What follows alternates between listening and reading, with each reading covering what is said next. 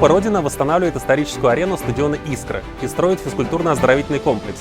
ФОК будет включать ледовую арену с трибунами на 50 мест для хоккея и фигурного катания, 25-метровый бассейн на 5 дорожек, детский бассейн, 3 теннисных корта, залы для фехтования, бокса и единоборств, тренажерный зал.